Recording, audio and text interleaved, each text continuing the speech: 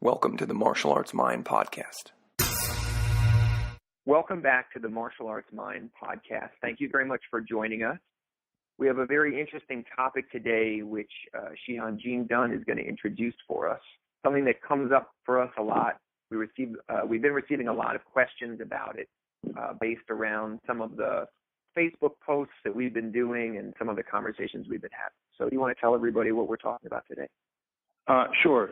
We received a PM on Facebook from a school friend who had asked us to sort of discuss some strategies on what to do if your training partner is going too hard, like how to sort of tell them that you need an easier training session, or you're worried about getting hurt. And I understand this to be a very sort of difficult subject to approach for students because, many of the environments sort of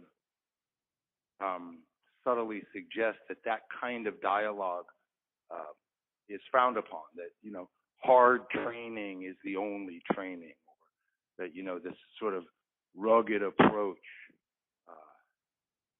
forges iron into steel. And so, I thought it would be an interesting topic for us to discuss. And I know that you, over the years, have managed this strategy very, very well. And I kind of like to volley the question to you and see what your thoughts are. I think a couple of things. One of them is that sometimes you need to be able to just have the wherewithal and the confidence to say to somebody at the outset of the training how you want it to be. And this is a big kind of pitfall sometimes, I think, because it's almost like a cliche when someone starts out training going, oh, let's go light. And then the next thing you know, they're going harder than anybody you've ever been with before. So we're not talking about this kind of like one-off thing where you say, oh, okay, yeah, let's go light. That's really, in my experience, that's way too general. It's too vague, and it leaves the door open for, the other person to get nervous. Like, they don't know if that's actually what you mean or if that's some type of ploy to lure them in so that you can, tear their head off. But, when I say like pre-frame or kind of lay things out, you can do it in a responsible way and just say, I've been working on X, Y, and Z. That's what I want to work on inside of this training. So, that's what I'm going to be doing, and so I'm going to be working on that. And I think even just something as simple as that can lay out the topic kind of clearly. The expectation. Right? Yeah. And I think if you can do that well, and if you can be specific, then it creates a frame around the training. So maybe it's something as simple as I've been working on the half guard. I'm trying to develop this thing that we learned last week. So that's what I like to work on. And then you get some agreement, you get some like assent at the beginning, and then there's like a standard that gets set. It's almost like a conversation is starting to happen. So some of that nervousness, especially if you're with somebody new or you're with someone who you know is like a nervous type of person, it diffuses it a little bit as long as you do what you said you were going to do. I think the other problem, or one of the problems, is that sometimes people will say that their partner is going too hard, but it's only because they were going too hard to start. They weren't like honoring this kind of agreement that they laid out at the beginning. They said, oh, I only want to work on half guard. And then they went ahead and they started on the guy's back, or something like that. So as long as you're up front, you're not too vague about what you're doing, what you're trying to work on, and then you stick to what you said you were going to do. It just lays out it lays the groundwork. I think it's a little bit easier for training to happen at a pace that's more moderate. Let me ask you, what would you do if you started out with this agreement and then you find yourself sort of out of line or out of the agreement and people are going too hard? Like, how would you readjust or shut it down? Well, I think In the past, I've certainly had experiences where I've been with someone who I know it's not that I didn't like the person. Actually, I liked them, and I grew to like them more after the training. But where they were going, they were just being reckless. And when I feel like I'm with someone who's reckless and someone who's putting me in danger, I'll shut down the training myself. What would you say? I'll tap, and I'll go, you know what? Thanks a lot. But this is not what I'm doing today. Or right. I can see that you're working on something, and that's not what I'm working on today. So, no offense, but I'm going to find someone else to train with. And I think people need to have the confidence to do that sometimes. Again, there's a line, I think, between someone giving you a challenge and then someone who is, kind of putting you in danger. And the reason that I make that distinction is because sometimes we, as you and I both know, sometimes the training, you end up in positions that are uncomfortable. And knowing yourself well enough to differentiate between when you're out of your comfort zone and someone's going too hard is important, because those are not the same things to me. I think that's a genius distinction.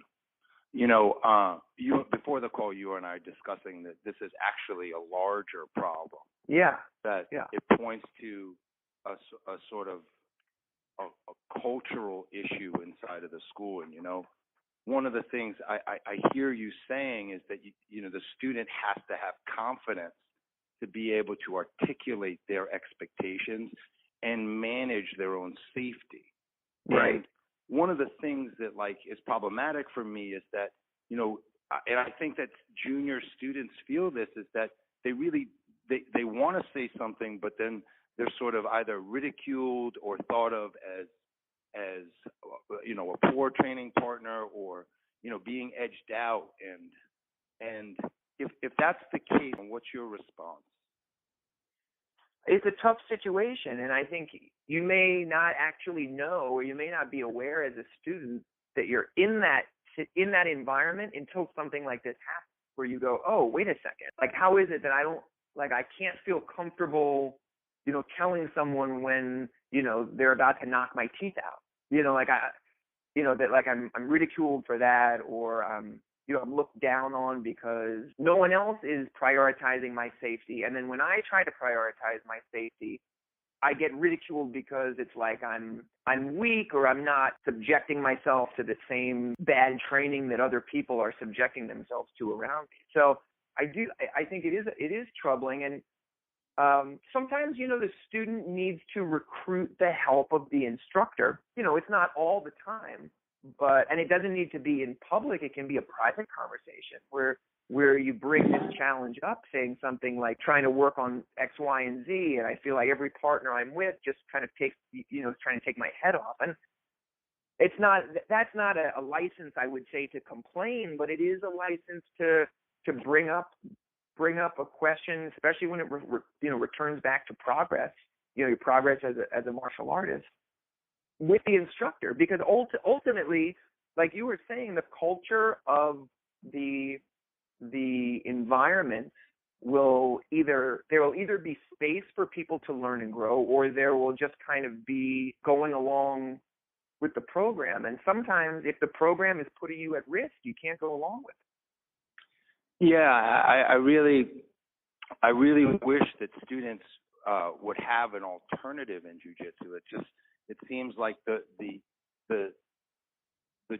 overall sense from the jiu-jitsu community is that, one must go hard in order to understand jiu-jitsu. And I know that you and I fundamentally disagree about that point, and not you and I between one another, but you and I together disagree with that point. And one of the things we've done at our schools is instituted a flow training on the mat. Students have an alternative approach and a culture that would support their progress. A couple of things that I think beginner students might not see in other schools is that, sometimes instructors have a laissez-faire attitude about what's going on in the mat.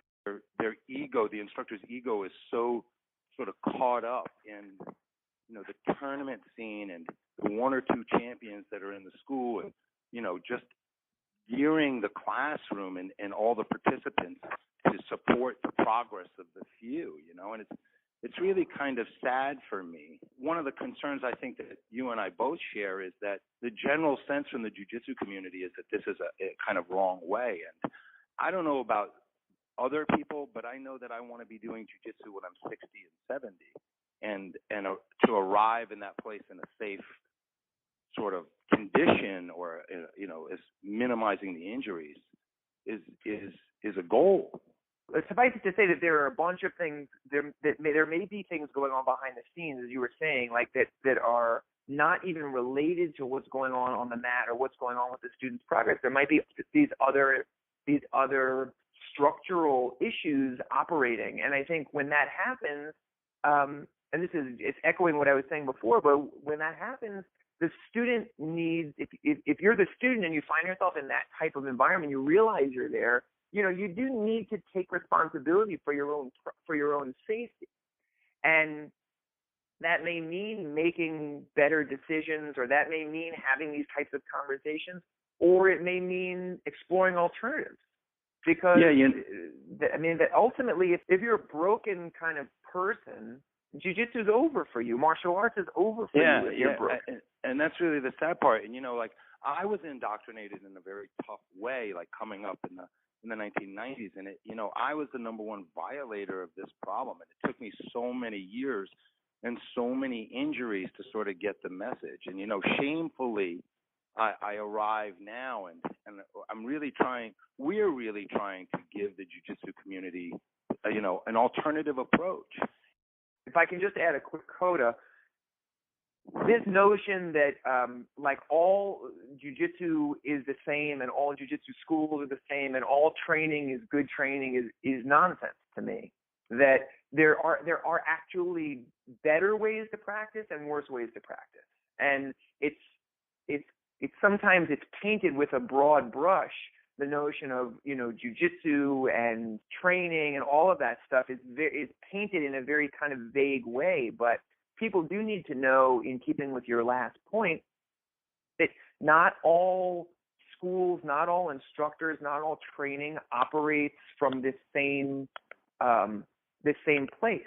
And so there is an alternative, and there are alternatives if you feel like you're stuck.